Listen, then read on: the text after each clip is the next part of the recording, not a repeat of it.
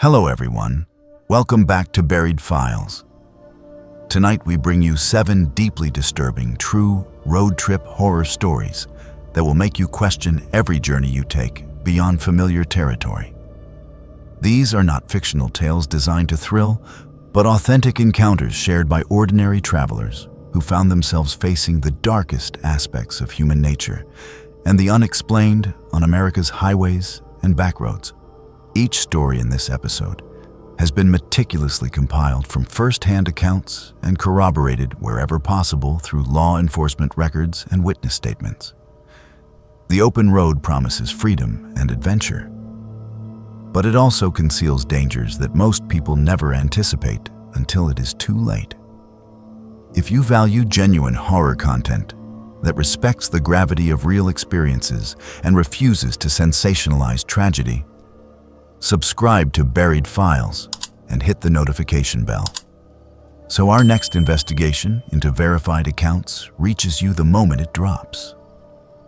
After you hear these harrowing stories, share your own encounters or thoughts in the comments below, because sometimes the most terrifying truth is that these things happen to people just like us. Now settle in as we explore what happens when the road takes a dark turn and help is nowhere to be found. Earl had driven the same interstate route for 15 years without incident. He considered himself an experienced traveler who knew every rest stop, every shortcut, and every reliable gas station between Pennsylvania and Colorado. The journey had become so routine that he could almost drive it in his sleep. And in those 15 years, the worst thing that had ever happened to him was a flat tire outside of Kansas City. That confidence, that sense of invincibility that comes from doing something over and over without consequence, made him dismiss the warning signs when his GPS stopped working near the New Mexico state line. By the time he realized something was wrong, 3 vehicles had boxed him in on an empty stretch of highway, and the men stepping out of those trucks were not there to offer roadside assistance. Earl was making his annual trip to visit his daughter Rebecca in Denver. She had moved out there 5 years earlier for work and had recently given birth to his first grandchild. Earl had been counting down the days until he could meet little Emma, and nothing was going to stop him from getting there on time. He had left Pittsburgh early on a Wednesday morning, driving through Ohio and Indiana without stopping for more than gas and bathroom breaks. By the time evening rolled around, he was deep into rural New Mexico, taking back roads to avoid the congestion on the main interstate. The sun had set an hour earlier, and the darkness out here was absolute. No streetlights, no houses, no other vehicles. Just his headlights cutting through the black and the occasional reflective mile marker catching the light. Earl had his radio tuned to a classic rock station, tapping his fingers against the steering wheel to the rhythm of an old Eagles song. Everything felt normal. Everything felt safe. Around midnight, Earl noticed his fuel gauge creeping toward empty. He had planned to fill up at a truck stop another 30 miles down the road. But when he checked his GPS for confirmation, the screen showed nothing but a blank map with a spinning loading icon. He tapped the screen a few times, then tried rebooting the device, but it refused to cooperate. Earl muttered a curse under his breath and decided to rely on memory. He was certain the truck stop was just ahead. 10 minutes passed, then 20. No truck stop appeared. Earl started to worry. The fuel gauge needle was now firmly in the red zone, and the low fuel warning light had been glowing for the past 5 minutes. He began scanning the darkness for any sign of civilization, any lights that might indicate a gas station or even a farmhouse where he could ask for directions. But there was nothing. Just endless black highway stretching into the void. Then, like an answer to a prayer, Earl saw lights ahead. Not the bright, fluorescent glow of a gas station, but the dimmer lights of what appeared to be a small truck stop or rest area.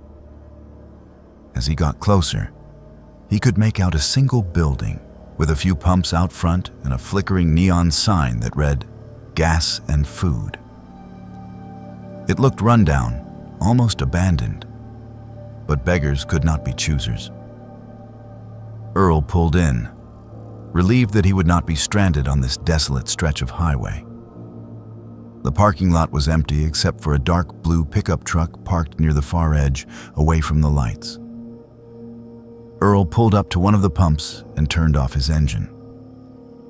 The sudden silence was eerie.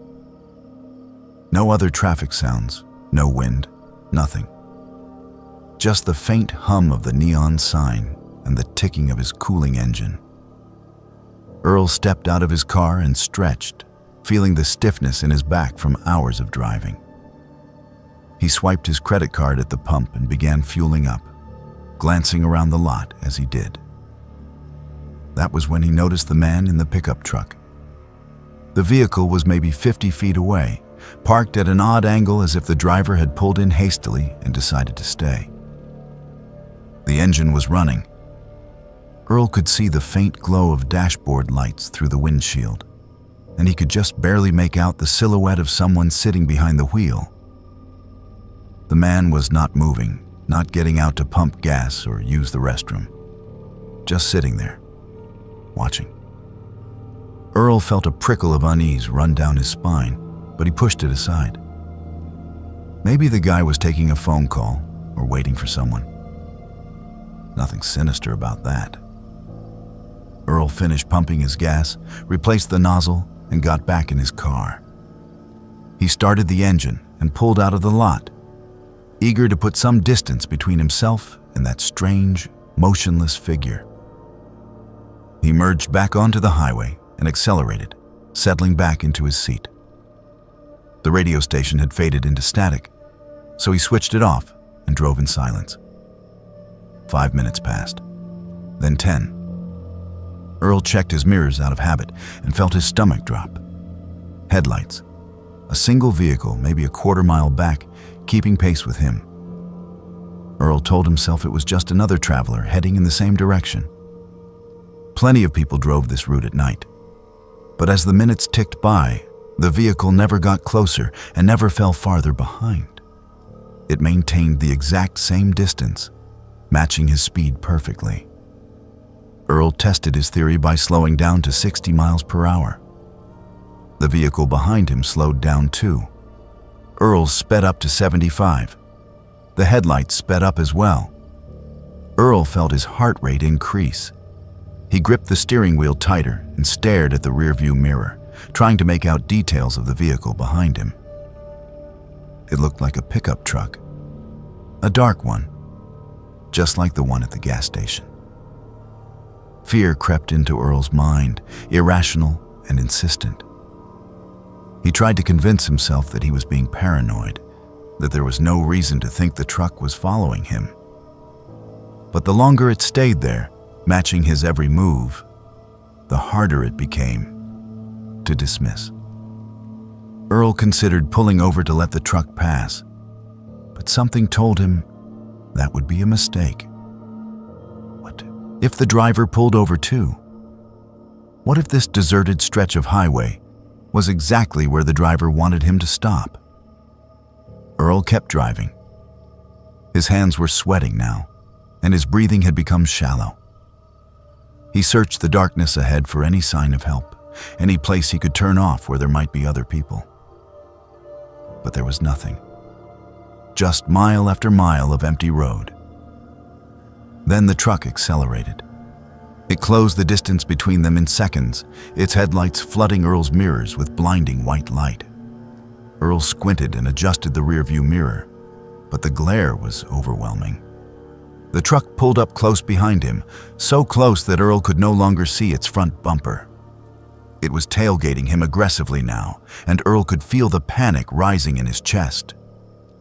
He pressed down harder on the gas pedal, pushing his sedan up to 80 miles per hour. The truck stayed with him. Earl went faster.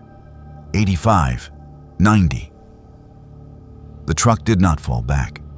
Earl's car was not built for high-speed chases, and the engine began to protest, the steering wheel vibrating under his hands. He knew he could not keep this up for long. Then, without warning, the truck pulled into the left lane and began to come alongside him. Earl's breath caught in his throat. He glanced to his left and saw the truck pulling even with his driver's side window. The windows of the truck were tinted, but Earl could just make out the shape of the driver. A man, large, wearing a dark jacket. The man turned his head to look at Earl, and even though Earl could not see his face clearly, he could feel the menace radiating from him. The driver gestured violently, pointing toward the shoulder of the road.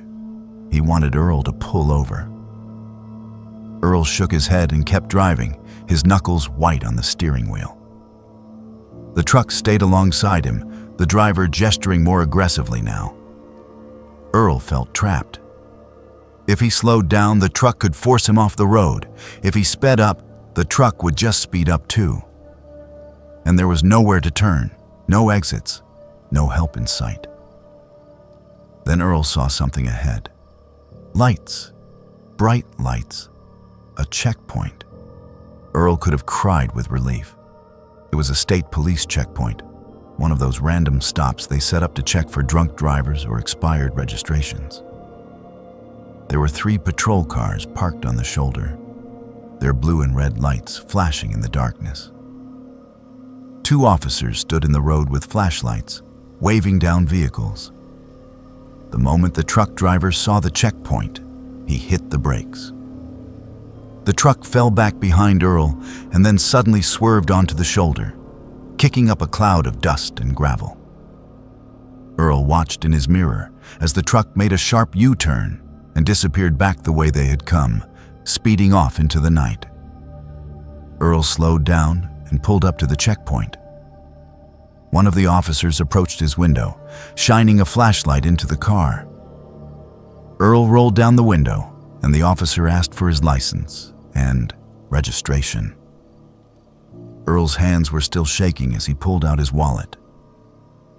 The officer noticed immediately. He asked Earl if he was all right, and Earl poured out the entire story. The gas station, the truck, the pursuit, the aggressive tailgating, the gestures to pull over. The officer's expression grew serious. He called over his partner, and Earl repeated the story. The second officer radioed it in, and within minutes, another patrol car was dispatched to search for the truck. The officers told Earl that he was not the first to report a similar incident. Over the past month, at least 3 other drivers had described being followed by a dark pickup truck on this same stretch of highway. 2 of those drivers had been forced off the road and robbed at gunpoint. 1 had been badly beaten. The police suspected it was a coordinated robbery operation, with the truck targeting solo drivers late at night when there were no witnesses. Earl felt sick. He had come so close to becoming another victim. If it had not been for the checkpoint, if the timing had been just slightly different, he might have been forced off the road and left stranded in the desert. Or worse. The officers took down all of Earl's information and assured him they would do everything they could to find the truck. They offered to escort him to the next town, but Earl declined. He just wanted to keep moving, to get as far away from this place as possible. The officers wished him a safe trip and told him to call if he saw the truck again. Earl drove for another 2 hours before stopping at a well-lit motel on the outskirts of Albuquerque. He checked in, locked the door behind him, and collapsed onto the bed. He called his daughter and told her what had happened. She begged him to take a day to rest before continuing the drive, but Earl refused. He would leave first thing in the morning and finish the trip in daylight. He was not going to let fear stop him from meeting his granddaughter. But sleep did not come easily that night. Every time Earl closed his eyes, he saw the headlights in his rearview mirror. Every sound outside his window made him sit up, heart pounding, wondering if the truck had found him. He kept the curtains drawn and the door double locked, and he barely slept at all. The next morning, Earl got back on the road. He drove straight through to Denver without stopping except for gas at crowded truck stops where there were plenty of other people around. When he finally arrived at his daughter's house, he hugged her tighter than he had in years. He held baby Emma in his arms and felt the fear from the previous night begin to fade, replaced by gratitude that he had made it safely. But the experience changed Earl. He never drove that route at night again. He planned his trips carefully, always making sure to stop before dark and stay in well-populated areas. He kept his phone charged and his tank full. And whenever he saw a dark pickup truck on the highway, his heart would skip a beat and he would watch it carefully until it passed by or turned off. Earl never found out if the police caught the men in the truck. He followed the news for a few weeks afterward, but saw nothing. Maybe they moved on to another state, another stretch of highway. Maybe they were caught eventually. Or maybe they are still out there, waiting for the next unsuspecting traveler to pull into that lonely gas station in the middle of nowhere. Betty and her sister Mabel had been planning this trip for months. After years of living in different states and only seeing each other during holidays, they finally decided to take a proper road trip together like they used to when they were younger. Betty lived in Phoenix, and Mabel had flown in from California for a 2-week visit. The plan was simple: drive from Arizona to Texas to visit their elderly aunt who was celebrating her 85th birthday. It was supposed to be a leisurely journey with stops at roadside attractions and small-town diners along the way. They left Phoenix early on a Saturday morning, Betty behind the wheel of her 8-year-old Honda sedan. The car had always been reliable, never giving her any serious problems beyond routine maintenance. Betty had gotten an oil change the week before and checked the tires and fluids herself. Everything seemed perfect for the journey ahead. The first few hours of the drive went smoothly. They chatted about their lives, caught up on family gossip, and sang along to oldies on the radio. By mid-afternoon, they were approaching the Arizona-New Mexico border. Betty had been following the main highway, but Mabel, who had been studying the map on her phone, suggested they take an alternate route.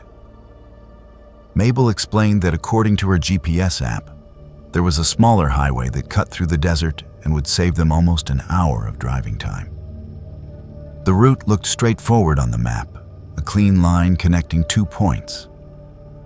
Betty was hesitant at first.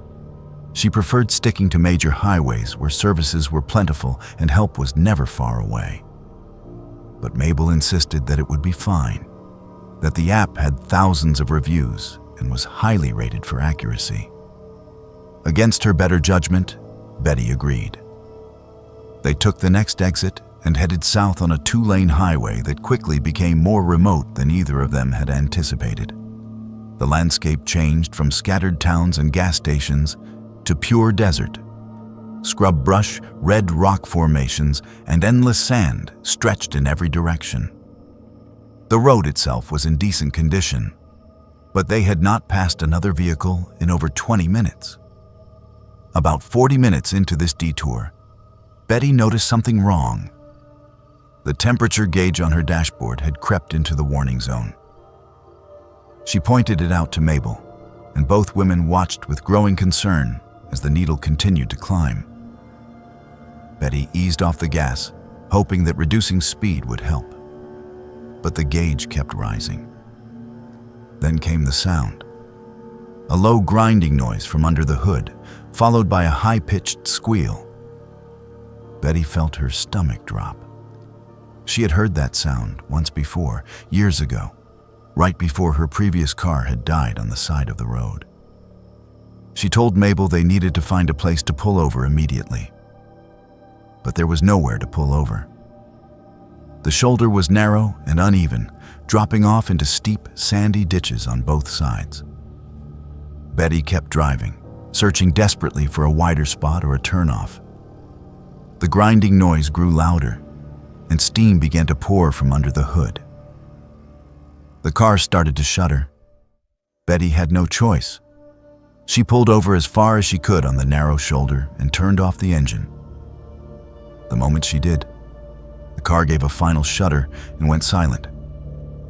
The two women sat there for a moment, staring at each other in disbelief. Betty tried turning the key. Nothing. The engine would not even turn over. It was completely dead. Betty popped the hood and got out to inspect the damage. She was not a mechanic, but even she could see that something catastrophic had happened. Fluid was leaking from somewhere under the engine, pooling on the hot pavement and evaporating into steam. The smell of burning oil filled the air. Whatever had broken, it was not something they could fix on the side of the road. Mabel pulled out her phone to call for roadside assistance. No signal. She walked a few yards in each direction, holding her phone up high, searching for even one bar of service. Nothing. Betty tried her phone as well. Same result. They were stranded in the middle of the desert with no cell service and no way to call for help. Betty looked around, trying to assess their situation. The sun was still high in the sky, so they had maybe 3 or 4 hours of daylight left. They had not passed any buildings or turnoffs for miles. Behind them, the road stretched empty into the distance. Ahead, more of the same. Not a single vehicle had passed since they pulled over. Mabel suggested they start walking. There had to be a town, or at least a house somewhere up ahead. But Betty was reluctant. It was at least 95 degrees outside, and they had only brought 1 bottle of water, which was already half empty. Walking in this heat without proper supplies could be dangerous. Better to stay with the car where they had shade and wait for someone to drive by. So they waited. 30 minutes passed. Then an hour. No vehicles appeared in either direction. The desert was utterly silent, except for the occasional gust of wind. Betty tried the ignition again, hoping that maybe the engine had just overheated and would start after cooling down. Still nothing. As the sun began to sink lower on the horizon, both women started to feel genuine fear. What if no one drove this route until tomorrow? What if they were stuck out here overnight with no food, no water, and no way to stay warm once the desert temperature dropped? Then, just as desperation was really setting in, Betty saw something in her side mirror. Headlights. A vehicle was approaching from behind them. Relief flooded through her. She and Mabel both stepped out of the car and began waving their arms. The vehicle slowed as it approached. It was a white van, older model, with tinted windows and rust spots along the bottom panels.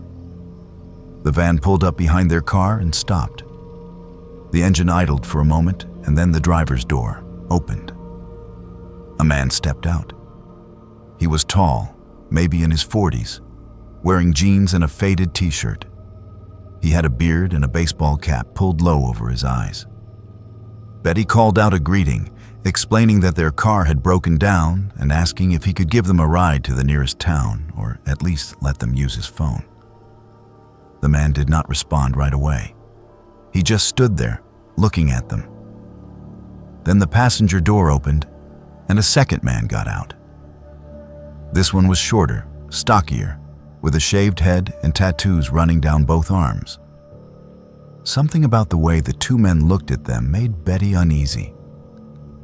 There was no friendliness in their expressions, no concern. Just a cold, calculating assessment. The first man walked slowly toward them, not hurrying, taking his time. He asked what was wrong with the car. Betty explained about the engine failure. The man nodded and walked over to look under the hood. While he was examining the engine, the second man circled around to the passenger side of Betty's car and peered through the windows. He was looking at their belongings, their purses, their luggage in the back seat. Mabel stepped closer to Betty and whispered that something did not feel right. Betty agreed. Every instinct was screaming at her to be careful. The first man closed the hood and turned back to them. He said the car was not going anywhere without a tow truck. Then he offered them a ride. But the way he said it did not sound like an offer. It sounded like a statement, like it was already decided. Betty forced a smile and said they would be fine, that they had already called for roadside assistance and help was on the way. It was a lie, but she hoped it would make the men leave. The first man stared at her for a long moment, then looked at Mabel. He said he had not seen them on any phones. He said it looked like they were stranded with no help coming. The second man walked back around to join them. He stood close, too close, invading their personal space. He asked if they were sure they did not want a ride. His tone was not friendly. It was threatening. Mabel stepped back toward the car. Betty could see the fear in her sister's eyes. She tried to keep her voice steady as she insisted they were fine and that they did not need any help. But the men did not leave. They just stood there, blocking the space between the women and their car. Then the first man pulled something from his pocket, a crowbar. He held it casually, almost lazily, tapping it against his palm. He said they seemed like they might need some convincing. He took a step toward them. Betty's heart was pounding. She glanced at Mabel, then back at the men. They were trapped. The desert stretched empty in all directions. No one was coming to help them. And these men clearly had no good intentions. In that moment, Betty made a decision. She turned and lunged for the driver's door of her car. She yanked it open and threw herself inside, hitting the lock button as Mabel dove into the passenger seat. The second man grabbed Mabel's door handle, but the lock engaged just in time. He yanked on it, but it held. The first man ran to Betty's side and raised the crowbar. He brought it down hard on the window. The glass held, but spiderweb cracks spread across it. He raised the crowbar again. Betty turned the key in the ignition. She prayed harder than she had ever prayed in her life. The engine sputtered. The man brought the crowbar down again, and this time the window shattered, glass spraying across Betty's lap. She screamed and turned the key again. The engine caught. It roared to life. Betty slammed the car into drive and stomped on the gas. The car lurched forward, scraping against the van as it pulled away. The second man jumped back to avoid being hit. Betty could hear him shouting, hear their footsteps as they ran back to their van. The car was shaking violently, and smoke was pouring from under the hood again. But it was moving. Betty pushed the accelerator to the floor, willing the car to keep going. In the rearview mirror, she saw the van pull out onto the road and start after them. Mabel was crying, holding onto the dashboard as the car rattled and groaned. Betty focused on the road ahead, searching desperately for any sign of help. The engine was making terrible sounds, and the temperature gauge was maxed out. But she could not stop. If she stopped, those men would catch them. They drove for what felt like an eternity, but was probably only 5 or 6 minutes. Then Betty saw lights ahead. Buildings. A town. She nearly sobbed with relief. The van was still behind them. But as they entered the town and other vehicles appeared on the road, the van slowed and then turned off down a side street. Betty pulled into the parking lot of a gas station and killed the engine. It rattled one final time and then died for good. She and Mabel sat there, shaking, covered in glass and sweat. A gas station attendant came running out, asking if they were okay. Betty could barely speak. Mabel managed to explain what had happened. The attendant called the police. Within minutes, 2 patrol cars arrived. Betty and Mabel gave their statements, describing the men and the van. The officers told them that stretch of highway had been the site of several assaults and robberies over the past year. Women traveling alone were frequently targeted. The police had been trying to catch the perpetrators for months. Betty later learned that the car trouble had not been entirely accidental. Investigators found that the fuel line had been contaminated, likely at a gas station about 50 miles back. It was a tactic used by criminals to disable vehicles in remote areas, making victims easy targets. The men in the van had probably been watching and waiting for the car to break down. Betty and Mabel never took that route again. They rented a car to finish their trip and stayed on major highways the entire way. The experience left them both shaken, but also grateful. They had escaped. Others had not been so lucky. Howard had always considered himself a practical man. He was an accountant by trade, someone who dealt in numbers and facts and concrete reality. He did not believe in ghosts or supernatural phenomena. He had never experienced anything in his 43 years that could not be explained by logic and reason. That certainty made what happened to him on a rural Virginia back road all the more disturbing, because to this day, he cannot explain what he saw. It was late October, and Howard was driving home from a 3-day business conference in Richmond. The conference had run longer than expected, and by the time Howard checked out of his hotel and loaded his car, it was already past 9 in the evening. He had a 6-hour drive ahead of him back to his home in Pennsylvania, and he debated whether to stay another night and leave fresh in the morning. But he was tired of being away from home, tired of hotel rooms and conference halls, and he just wanted to sleep in his own bed.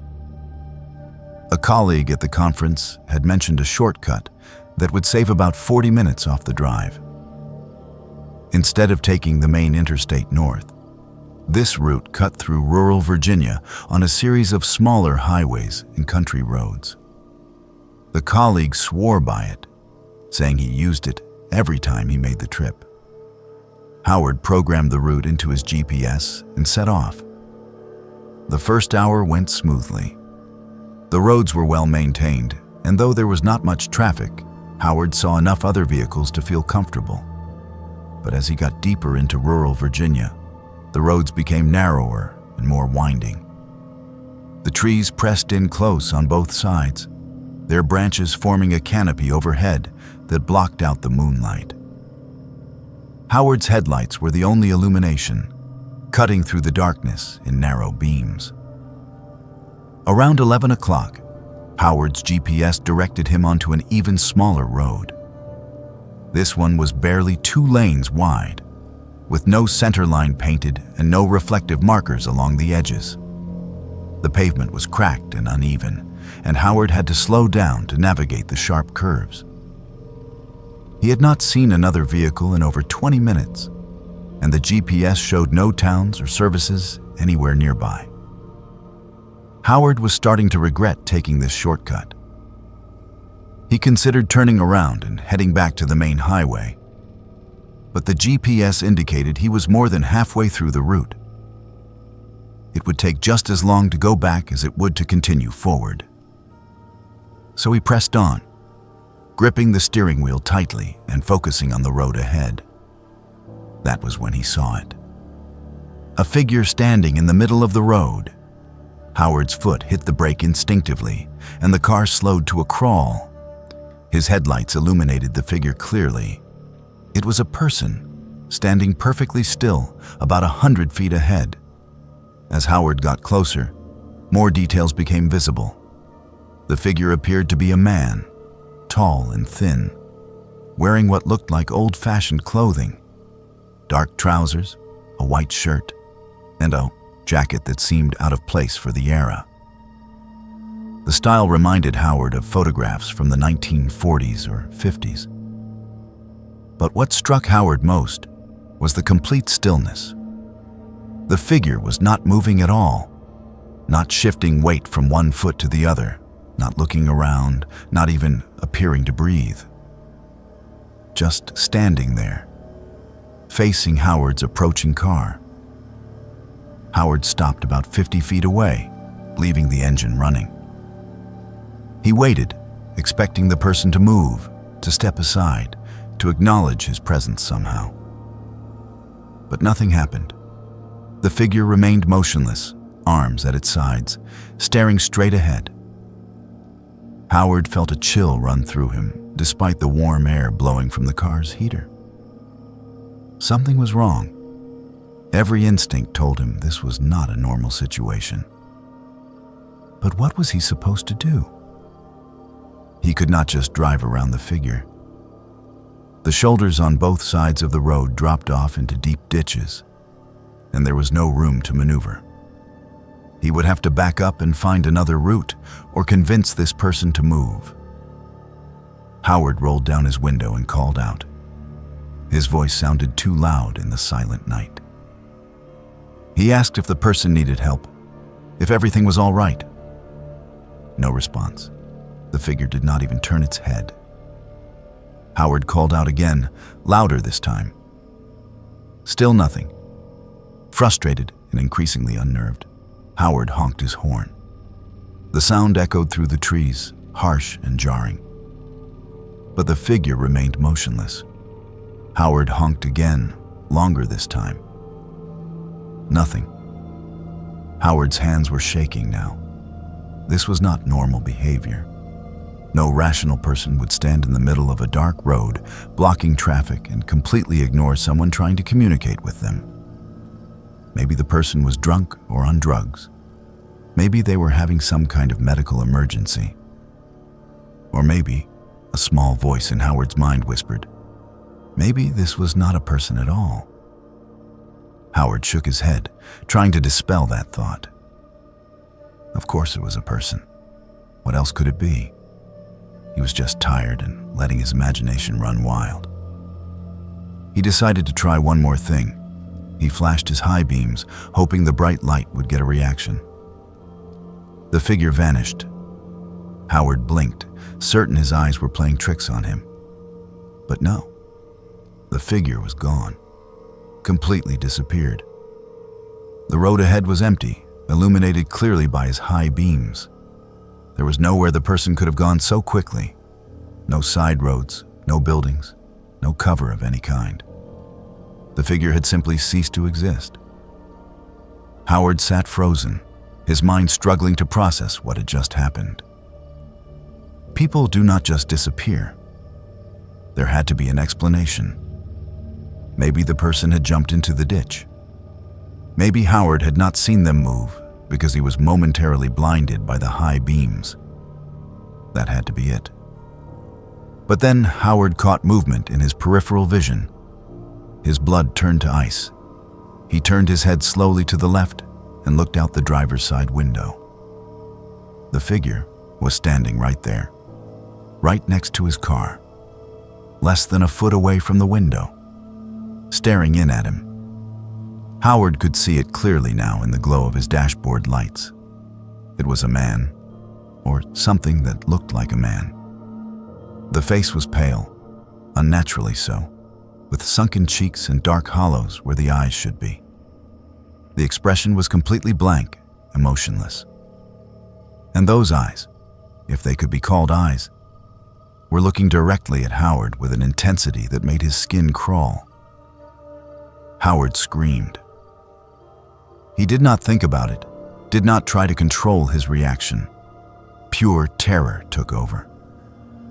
He slammed his foot down on the accelerator, and the car lurched forward with a screech of tires. He did not look back, did not check his mirrors, just drove as fast as he dared on that narrow, winding road. His heart was hammering in his chest, and his breathing came in short, panicked gasps. He gripped the steering wheel so tightly, his knuckles were white. His mind was racing, trying to make sense of what had happened. That thing, that figure, it had moved from the middle of the road to beside his car in an instant, without making a sound, without Howard seeing it move. Howard drove for 20 minutes straight without slowing down, taking curves too fast and praying he would not lose control. Finally, he saw lights ahead, a gas station. Never in his life had Howard been so relieved to see fluorescent lighting and a parking lot.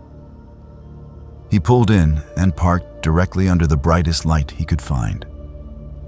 His hands were still shaking as he turned off the engine. He sat there for several minutes, trying to calm down, trying to convince himself that what he had experienced was not real. Maybe he had fallen asleep at the wheel for a moment and dreamed the whole thing. Maybe he was more exhausted than he thought and had hallucinated. But it had felt so real. The figure, the clothes, the face, the way it had stared at him through the window. Howard could still see those hollow eyes when he closed his own. He got out of the car on unsteady legs and walked into the gas station. A young attendant was behind the counter, scrolling through his phone. He looked up as Howard entered and immediately seemed concerned. He asked Howard if he was all right. Howard must have looked as shaken as he felt. Howard asked for some water and then, hesitantly, described what had happened. The attendant's expression changed from concern to something else. Recognition, maybe, or fear. He asked Howard which road he had been on. Howard told him. The attendant nodded slowly and said that Howard was not the first person to report something like that. According to the attendant, multiple drivers had described seeing a figure on that particular stretch of road over the past few months. Some saw it standing in the road. Others saw it walking along the shoulder. A few, like Howard, reported seeing it appear right next to their vehicle. No one could explain it. Police had investigated, but found nothing. No evidence of anyone living in the area, no explanation for the sightings. The attendant pulled up something on his phone and showed it to Howard. It was a local news article from 2 months earlier. A woman had called police claiming she had nearly hit a man standing in the road. When officers arrived to investigate, they found no one. But they did find records of a fatal accident on that same road in 1968. A man had been struck and killed by a vehicle late at night. The driver had fled the scene, and the case was never solved. Howard felt sick. He asked the attendant if he thought what people were seeing was a ghost. The attendant shrugged.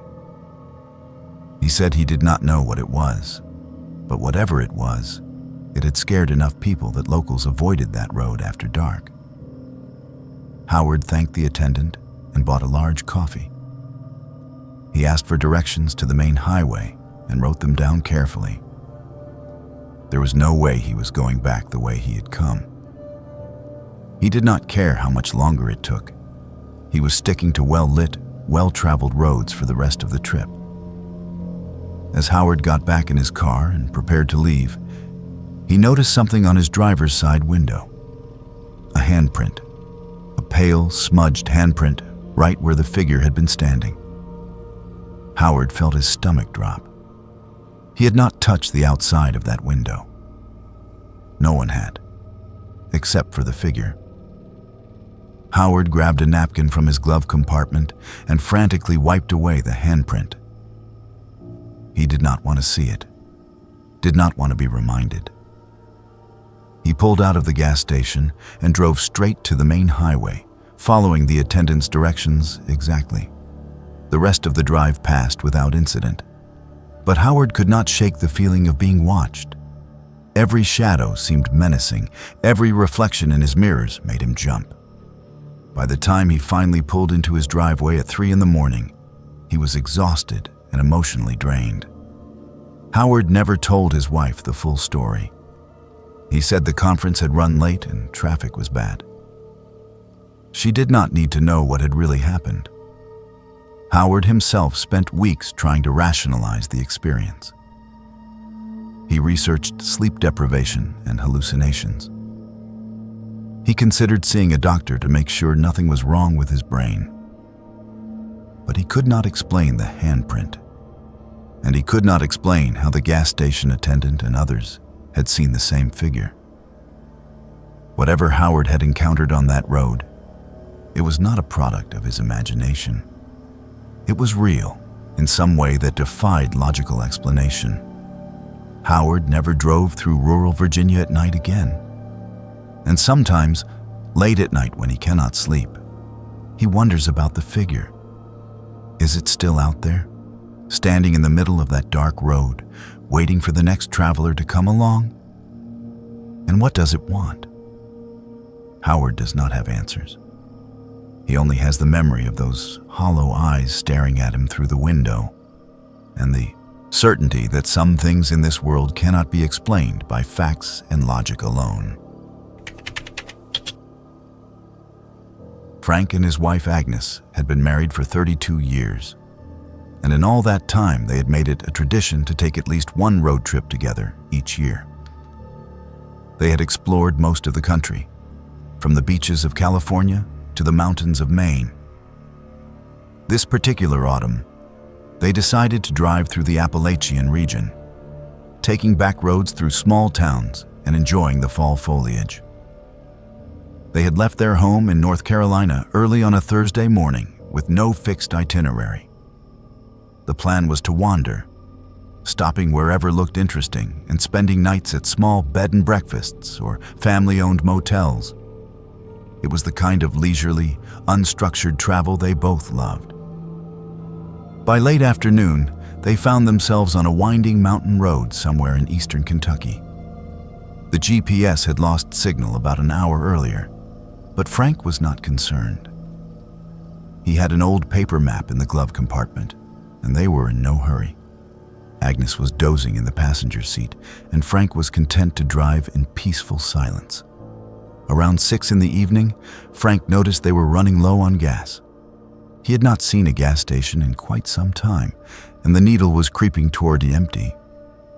Agnes woke up and suggested they find a town soon. Frank agreed, scanning the roadside for any signs indicating services ahead.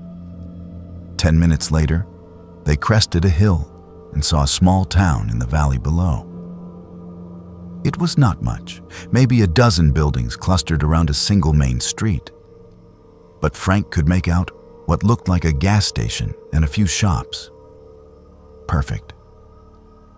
They would fill up the tank, grab dinner at a local diner if there was one, and then continue on to find lodging for the night. Frank drove down into the town and immediately noticed how quiet it was. There were no other vehicles on the road, no people walking on the sidewalks.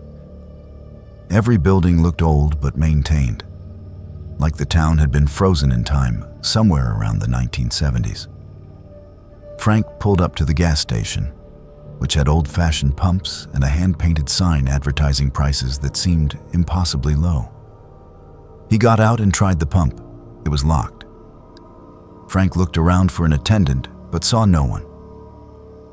There was a small building that appeared to be the station office, but the windows were dark.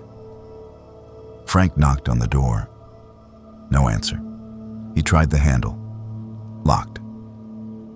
Agnes got out of the car and looked around. She commented on how strange it was that the town seemed completely deserted. Frank agreed. It was dinner time on a Thursday evening.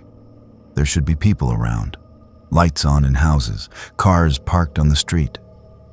But there was nothing, just silence. Frank suggested they try finding someone who could help. Maybe everyone was at some kind of community event. They walked toward what looked like the main street, their footsteps echoing off the empty buildings. The first structure they passed was a general store. Frank peered through the window. The interior was dimly lit by natural light, and he could see shelves stocked with goods. But no people. The door was locked. They continued down the street, trying doors and looking in windows. Every building was the same, locked up tight, but showing signs of recent use. A barber shop with magazines dated from the current year sitting on the counter. A hardware store with a calendar turned to the correct month. A small library with books arranged neatly on shelves. But absolutely no people anywhere. Agnes was getting nervous. She said they should leave and find another town. But Frank was curious now, and also concerned about the gas situation. They needed to find someone who could help them. He spotted what looked like a diner at the end of the street and suggested they try there. The diner had a neon sign in the window that read, "Open," though the neon was not lit. Frank tried the door. It swung open. Finally, something unlocked. They stepped inside, and Agnes called out a greeting. No response. The diner looked like any small-town restaurant. Red vinyl booths, a long counter with stools, a jukebox in the corner. Everything was clean and orderly. There were even plates of food sitting on some of the tables, as if people had been eating and then suddenly left. Frank walked over to one of the plates. Meatloaf, mashed potatoes, and green beans. He reached out and touched the potatoes, still warm. Someone had been eating this meal very recently, within the last few minutes. But where had they gone? Agnes grabbed Frank's arm, her grip tight with fear. She pointed to the kitchen. The door was slightly ajar, and they could hear something. A faint sound, like breathing. Heavy, labored breathing. Frank called out, asking if anyone was there. The breathing stopped. Frank walked slowly toward the kitchen, Agnes staying close behind him. He pushed the door open wider and looked inside. The kitchen was empty. Pots on the stove, food in various stages of preparation, but no cook. Frank checked behind the counter, near the walk-in refrigerator. Nothing. Then they heard it again. The breathing. But it was not coming from the kitchen. It was coming from behind them. Frank and Agnes spun around.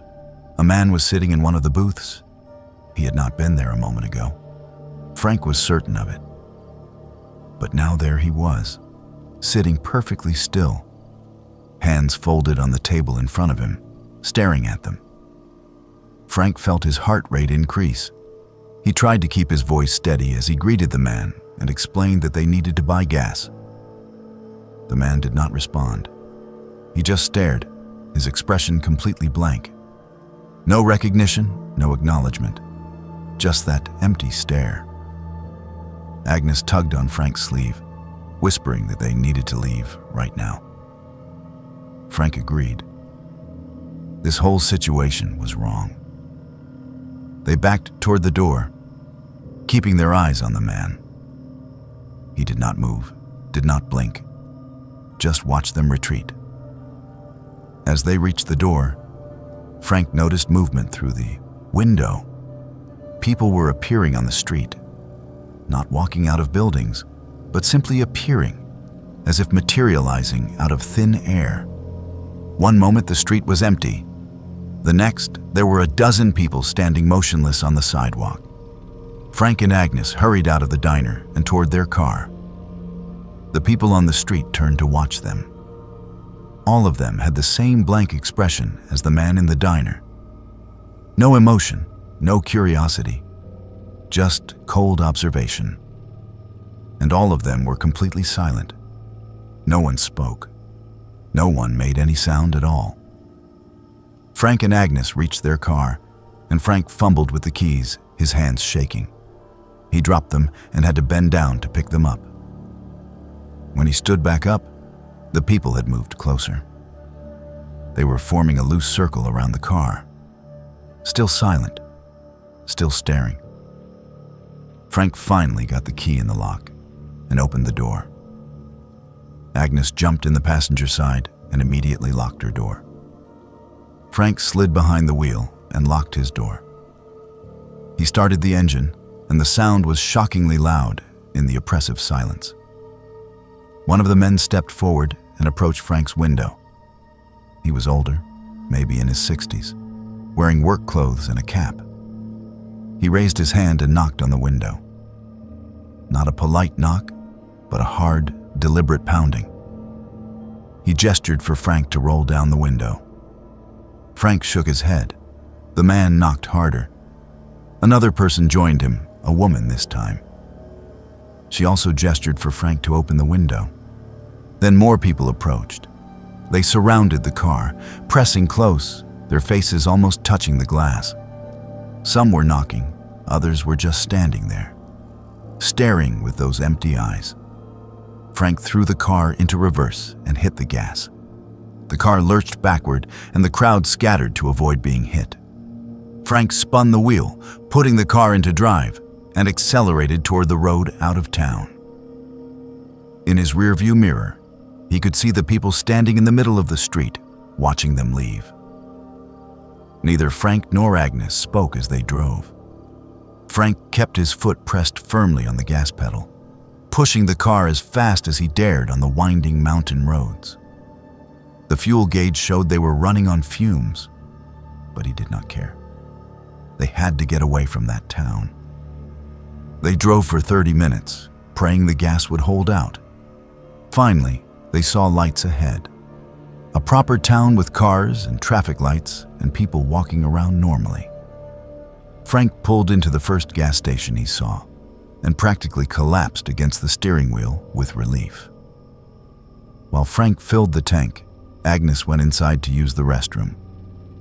When she came back out, she said she had asked the cashier about the town they had just left. She described the location as best she could. The cashier had looked at her strangely and said there was no town in that area. Nothing but abandoned mining operations and empty land. No one had lived there in decades. Agnes showed the cashier on a map where they had been. The cashier insisted she was mistaken. There was no town there. Frank and Agnes looked at each other. They knew what they had seen. They knew where they had been. But according to the cashier, and according to every map they checked afterward, that town did not exist. They reported the incident to local police, thinking perhaps they had stumbled onto some kind of cult or squatter settlement. The police took their statement, but seemed skeptical. An officer went to investigate the location they described, but found nothing. No town, no buildings, no people, just empty forest. Frank and Agnes continued their trip, but the experience had shaken them both deeply. They talked about it for weeks afterward, trying to make sense of what had happened. Had they taken a wrong turn into some isolated community that did not appear on maps? Had they experienced some kind of shared hallucination brought on by fatigue or carbon monoxide poisoning from a car leak? But none of those explanations felt right. What they had seen was too detailed, too consistent. The warm food in the diner, the recent dates on magazines and calendars, the people who appeared out of nowhere, and that terrible silence. Frank and Agnes never found that town again, though Frank admits he looked for it on subsequent trips through the area. Part of him wanted to prove it had been real, to find some concrete evidence. But the larger part of him was relieved when he found nothing. Some mysteries, he decided, are better left unsolved. Ralph and his friend Lester had known each other since high school. Now in their late 30s, they tried to take at least one road trip together each year, a tradition that helped them maintain their friendship despite living in different cities. This year they had planned a drive from Portland, Oregon to Las Vegas, Nevada, taking the scenic route through rural highways and stopping at various points of interest along the way. They left on a Friday morning in Ralph's truck, music playing, and both men looking forward to a week of adventure and catching up. The first day went smoothly. They drove through southern Oregon, admiring the landscape and stopping at a roadside diner for lunch. By late afternoon, they were crossing into Nevada on a remote stretch of highway that saw little traffic. Around 6 in the evening, Ralph suggested they stop at the next rest area to stretch their legs and use the facilities. They had been driving for nearly 5 hours straight, and both men were feeling stiff. Lester agreed, and 20 minutes later, they saw signs indicating a rest area 2 miles ahead. The rest area was small and basic. Just a parking lot, a cinder block building housing restrooms, and a few picnic tables under a metal shelter. There were no other amenities, no vending machines or information boards. But it would serve their purpose. Ralph pulled into the parking lot and immediately noticed they were not alone. An RV was parked at the far end of the lot, away from the restrooms. It was an older model, white with brown trim, the kind that had been popular in the 80s or 90s. The windows had curtains drawn across them, and there was no indication whether anyone was inside. Ralph parked near the restrooms, and both men got out to stretch. Lester headed immediately for the bathroom, while Ralph walked over to one of the picnic tables and checked his phone. No service, as expected out here. He walked back toward the truck, rolling his shoulders to work out the stiffness. That was when he heard it. A child crying. The sound was faint but unmistakable, coming from the direction of the RV. Ralph stopped and listened. Yes, definitely a child. The crying was desperate, panicked, the kind of sound that immediately triggers concern in any decent person.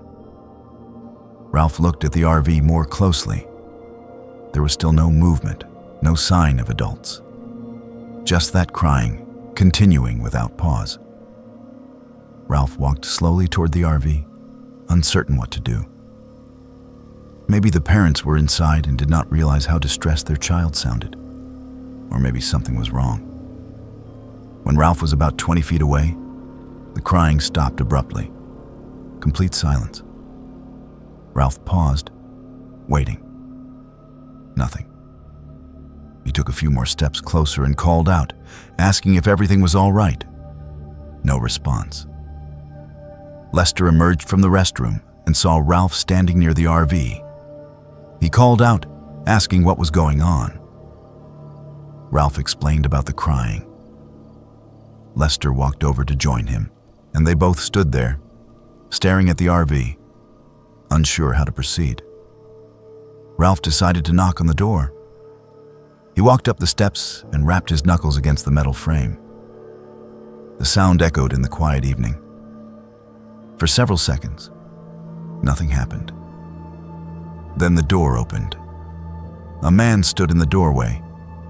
He was in his 40s, average height and build, wearing jeans and a plain gray t-shirt. His face was completely expressionless, showing no surprise or curiosity about why strangers were knocking on his door. He just stared at Ralph, waiting. Ralph felt immediately uncomfortable, but he pressed on. He explained that he had heard a child crying and wanted to make sure everything was okay. The man continued to stare for a moment, then said flatly that everything was fine. His voice was monotone, devoid of emotion. Ralph said he was certain he had heard crying, a child in distress. The man repeated that everything was fine. Then he said there was no child. Ralph felt confusion wash over him. He knew what he had heard. He insisted that he had clearly heard a child crying inside the RV just minutes ago. The man's expression did not change. He simply said again that there was no child and began to close the door. Ralph stepped back, glancing at Lester. Lester shrugged, looking equally confused. They had both heard the crying. How could the man claim there was no child? Ralph and Lester walked back toward their truck, talking in low voices. Something was wrong with that situation. The man's behavior was bizarre, and the crying had been too real, too desperate to ignore. They debated what to do. Should they call the police? But they had no cell service. Should they try talking to the man again? But what would that accomplish if he was just going to deny everything? As they stood there debating, Ralph made a decision. He told Lester to wait by the truck, and he walked back to the RV. This time he did not knock. He tried the door handle. It turned. The door was unlocked. Ralph pushed it open slowly and called out, announcing himself. No one answered. Ralph climbed the steps and looked inside the RV. What he saw made his blood run cold. The RV was completely empty. Not just empty of people, but empty of everything. No furniture, no bedding, no personal belongings. The interior had been stripped bare. Just metal walls, a bare floor, and empty cabinets with their doors hanging open. But there was a smell. Something foul and organic, like rotting meat left in the sun. The smell was so strong that Ralph had to cover his nose. He backed out of the RV quickly, his mind racing. Where had the man gone? Ralph had been watching the RV the entire time. No one had left, yet it was now completely empty. Ralph jumped down from the RV and nearly ran back to where Lester was standing. He described what he had seen, his voice shaking. Lester looked at the RV, then back at Ralph. He said they needed to leave immediately and report this to the police as soon as they had cell service. Ralph agreed. They both got in the truck, and Ralph started the engine. As he began to back out of the parking space, Lester grabbed his arm and pointed. The man from the RV was standing outside now, next to the vehicle. Ralph had not seen him exit. One moment the area had been empty, the next the man was just standing there. The man was staring directly at them, not moving, not approaching, just watching. And his expression was no longer blank. He was smiling. It was not a friendly smile. It was something else entirely, something that made Ralph's skin crawl. Ralph did not hesitate. He threw the truck into drive and floored the accelerator, kicking up gravel as they sped out of the rest area. Neither man spoke for several minutes. Ralph kept checking his rearview mirror, half expecting to see the RV following them, but the road behind remained empty. They drove for nearly an hour before they reached an area with cell service. Ralph pulled over, and they both tried to process what had happened. Lester called the police and reported the incident, providing as much detail as he could about the location of the rest area. The dispatchers said they would send someone to investigate. Ralph and Lester continued on to Las Vegas, but the experience had cast a shadow over their trip. They could not stop talking about it, trying to make sense of what they had witnessed. The crying child, the man's bizarre behavior, the empty RV, the terrible smell, and the fact that the man had somehow vanished and reappeared without either of them seeing him move.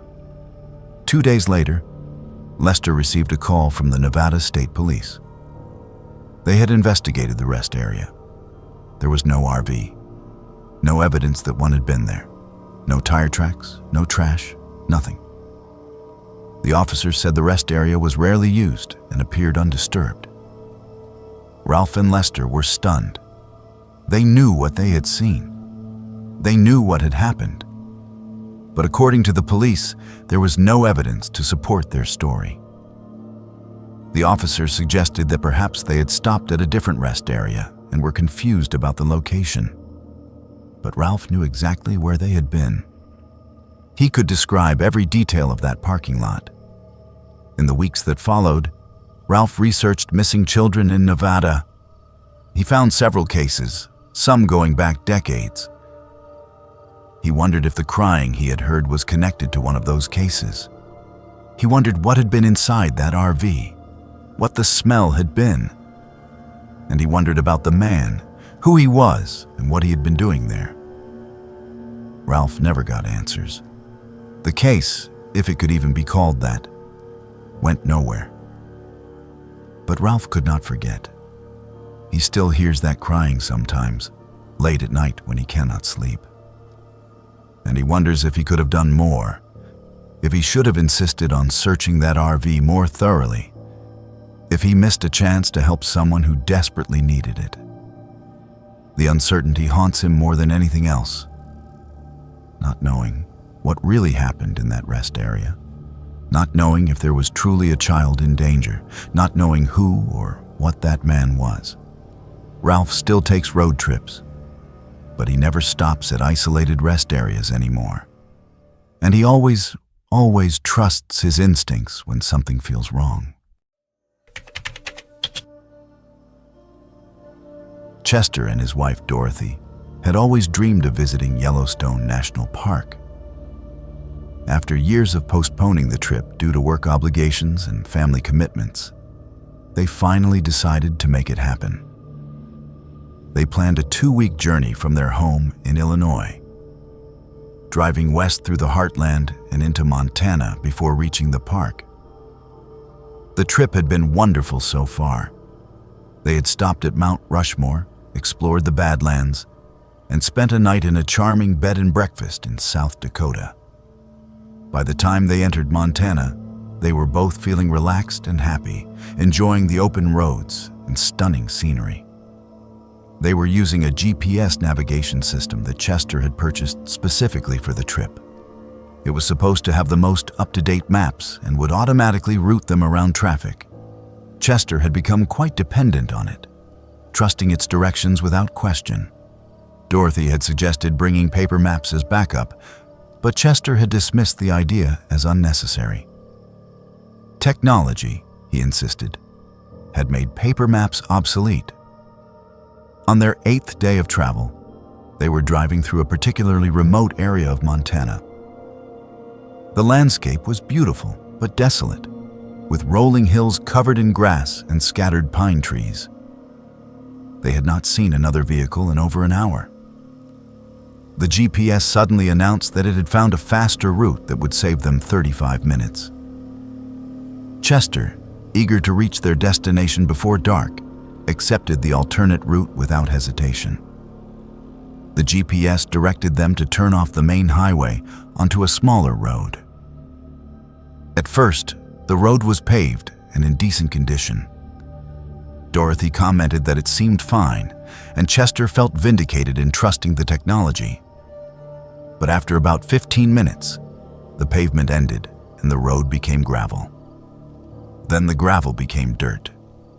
And then the dirt road became increasingly rough and narrow.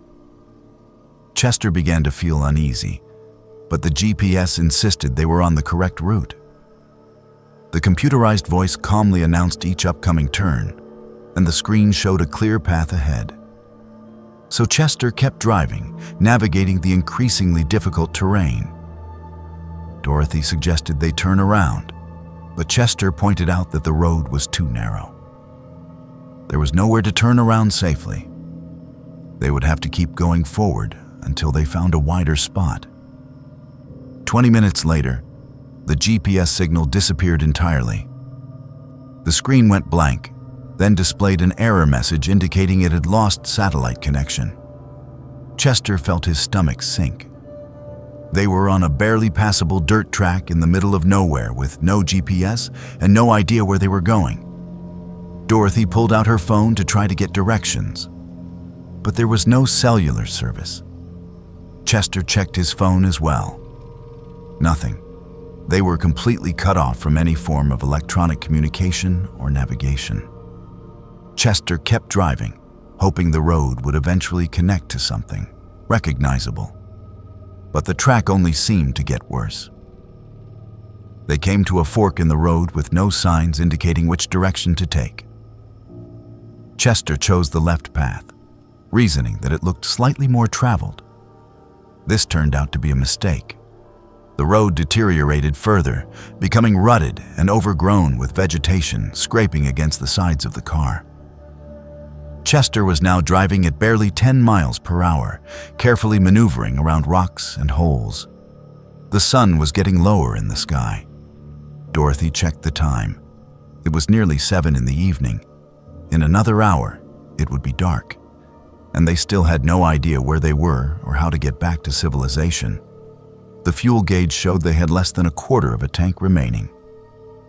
If they did not find a way out soon, they would be stranded. They drove for another 30 minutes and arrived at what appeared to be an abandoned homestead.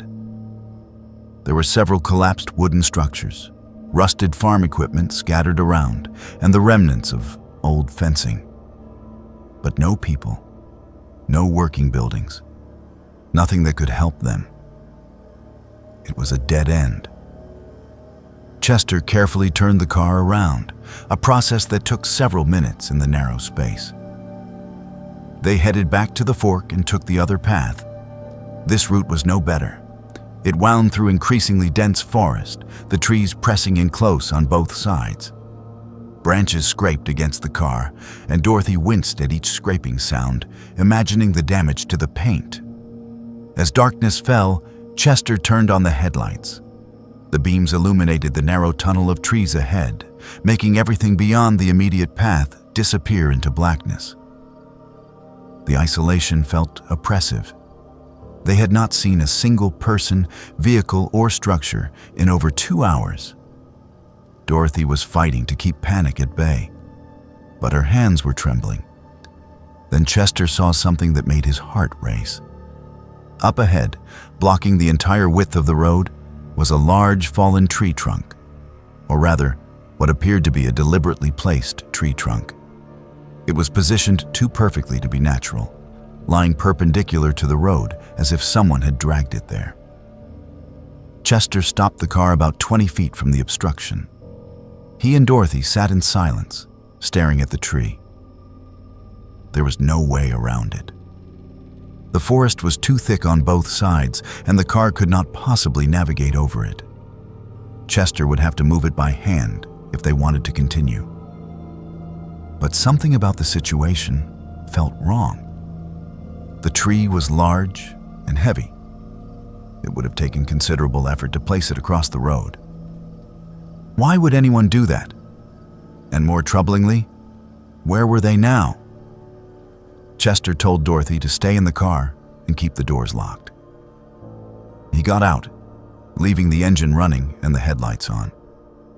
He approached the tree trunk cautiously, scanning the dark forest around him. The silence was absolute except for the idling engine.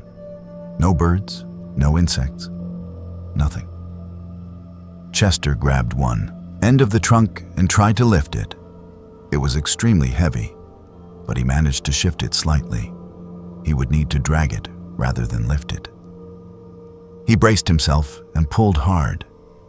The trunk moved a few inches. He pulled again. That was when he heard something. Movement in the trees to his right. Not the sound of wind or small animals. Heavy footsteps. More than one set. Chester froze, his heart pounding.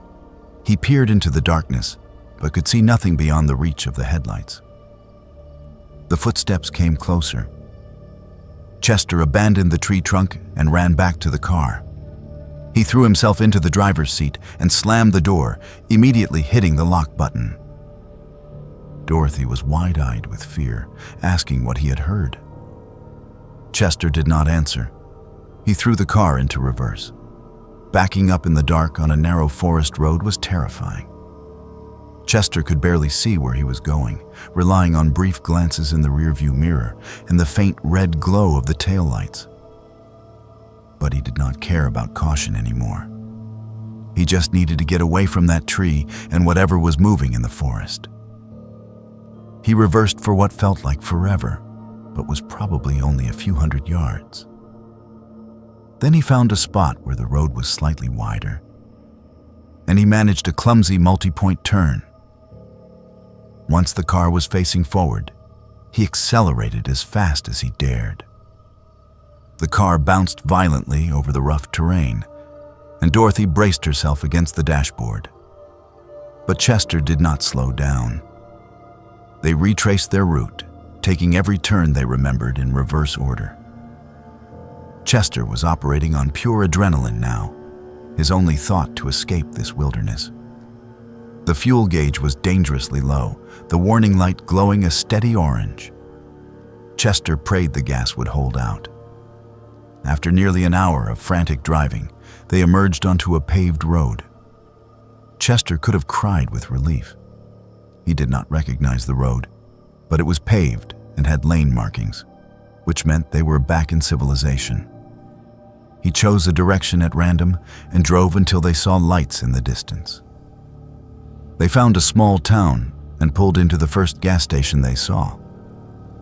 Chester filled the tank with shaking hands, while Dorothy went inside to ask for directions. The attendant looked at them with concern and asked if they were all right.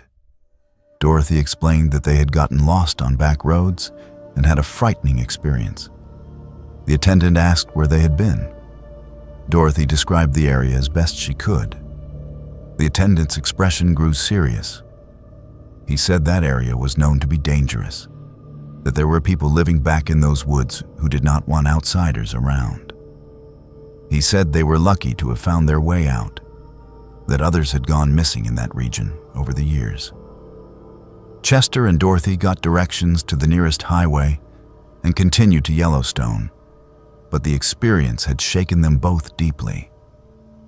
They never relied solely on GPS again. Dorothy bought several paper maps, and Chester learned to check routes carefully before blindly following technology. And they never took unmarked roads through isolated areas, no matter how much time the GPS claimed it would save. The memory of those footsteps in the dark forest stayed with Chester. He still wonders who or what was moving through those trees, and what would have happened if he had not heard them in time.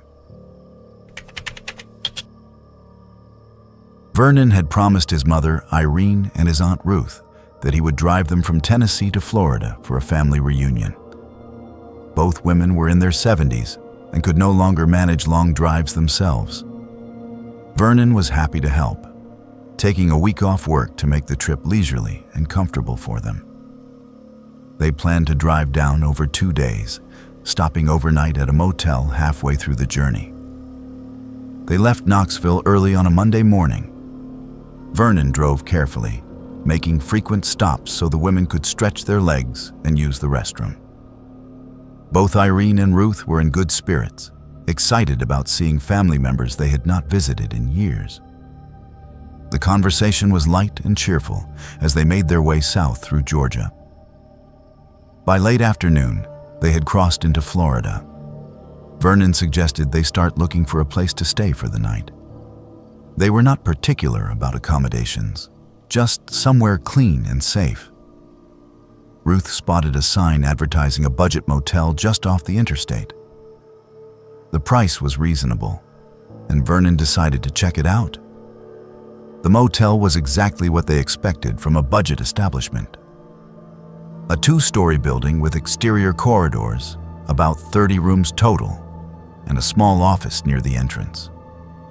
The parking lot was mostly empty, with only 4 or 5 other vehicles scattered around. Vernon parked near the office and went inside to book a room. The clerk was a thin man in his 20s, who seemed more interested in his phone than in helping customers. He barely looked up as Vernon requested a room on the ground floor to make it easier for his elderly relatives. The clerk handed over a key card and mumbled the room number. Vernon paid cash and returned to the car. Their room was on the far end of the building, away from the office. Vernon did not particularly like the location, but he reasoned that it would be quieter. He helped his mother and aunt carry their overnight bags inside. The room was basic but clean, with 2 double beds and a small bathroom. Irene declared it perfectly adequate, and Ruth agreed. They decided to rest for a bit before finding somewhere to eat dinner. Vernon took a quick shower while the women watched television. By the time they were ready to leave, it was nearly 9 in the evening. They found a family restaurant a few miles down the road and had a pleasant meal before returning to the motel around 10:30. The parking lot seemed even emptier than before. Vernon noticed that one of the vehicles that had been there earlier was gone, and a new one had appeared. A dark sedan parked several spaces away from their room. Vernon saw someone sitting in the driver's seat, the interior dark except for the faint glow of a phone or tablet screen. Vernon helped his mother and aunt back to their room and made sure they were settled. He told them to keep the door locked and use the chain. Both women assured him they would be fine, and Vernon retired to his own room next door. He was exhausted from the long day of driving and fell asleep quickly. He woke suddenly around midnight to a strange sound. At first, he could not identify it, his mind foggy with sleep. Then he realized someone was trying to open his door, not knocking, but manipulating the handle and lock. Vernon sat up in bed, his heart immediately racing. He stared at the door in the darkness, seeing the handle move slightly. Vernon got out of bed as quietly as possible and crept toward the door. He looked through the peephole. A man was standing outside, bent over the lock, using some kind of tool to try to pick it. Vernon could only see the top of his head and his hands working at the mechanism. Vernon shouted through the door that he was calling the police. The man immediately stopped and ran. Vernon heard rapid footsteps retreating along the exterior corridor. He rushed to the window and pulled back the curtain just in time to see a figure disappearing around the corner of the building. Vernon grabbed his phone and tried calling the front desk. The phone rang and rang with no answer. He cursed and dialed 911 instead. The dispatcher answered, and Vernon quickly explained the situation. The dispatcher said police were on their way, but it would take approximately 20 minutes as they were coming from the county seat. Vernon hung up and immediately went to check on his mother and aunt next door. He knocked and identified himself. Ruth opened the door, looking worried. She said they had heard running footsteps outside but had not known what was happening. Vernon quickly explained and told them to barricade the door with furniture. He helped them push the dresser in front of the door, then returned to his own room to do the same. Vernon stood near his window, watching the parking lot. The dark sedan that had been there earlier was still present, but he could no longer see anyone inside it. 5 minutes passed. Then Vernon heard something that made his blood run cold. Breaking glass, coming from his mother and aunt's room. Vernon ran out of his room and saw that someone was trying to break in through their bathroom window. The window was small and high up, but an arm was reaching through, trying to unlock it from the inside. Vernon could hear his mother screaming. Vernon ran to their door and pounded on it, shouting for them to move away from the bathroom. He heard the dresser being pushed aside, and Ruth opened the door. Vernon rushed inside and grabbed a lamp from the nightstand. He ran to the bathroom just as the intruder managed to unlock the window and began pulling himself through. Vernon brought the lamp down hard on the arm, reaching through the window. The intruder screamed and pulled back violently. Vernon heard cursing and the sound of someone falling. He looked out the window and saw a man scrambling to his feet and running toward the parking lot. The dark sedan's engine started immediately, and Vernon realized there were at least 2 people involved in this attack. Vernon heard sirens in the distance. The police were close. The sedan peeled out of the parking lot and sped away. Vernon stood there shaking, still holding the broken lamp. His mother was sitting on one of the beds, crying. Ruth was trying to comfort her, but looked equally traumatized. 2 police cars arrived moments later. Vernon met the officers outside and gave a detailed account of what had happened. The officers inspected both rooms, took photographs of the attempted break-in points, and called for additional units to search the area for the sedan. One of the officers explained that this particular motel had been the target of multiple robbery attempts over the past 6 months. The criminals specifically targeted elderly travelers, getting information from the clerk about which rooms they were in and when they checked in. The officer said the motel manager was suspected of being complicit, possibly receiving a cut of whatever the robbers stole. Vernon was furious. He demanded to know why the motel was still operating if police knew it was a target for criminals. The officer said they had been building a case, but needed to catch the perpetrators in the act. Tonight's incident would help, especially since Vernon and his family could provide detailed statements and there was evidence of forced entry. The police arranged for Vernon, Irene, and Ruth to move to a different hotel for the remainder of the night. They provided an escort to make sure the family arrived safely.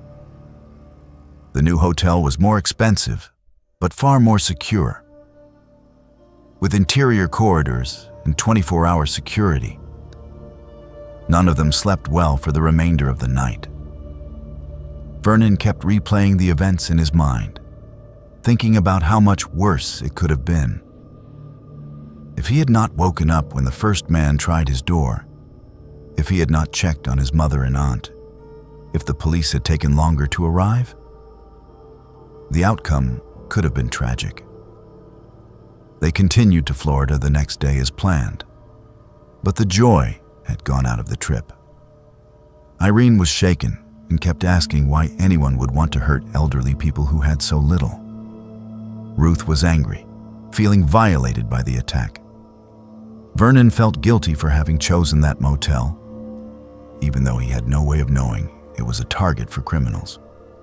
Several weeks later, Vernon received a call from the Florida police. They had arrested 3 men in connection with a string of motel robberies. The clerk at the motel where Vernon had stayed was also arrested for conspiracy. Evidence linked the group to at least 8 other attacks, 2 of which had resulted in serious injuries to the victims.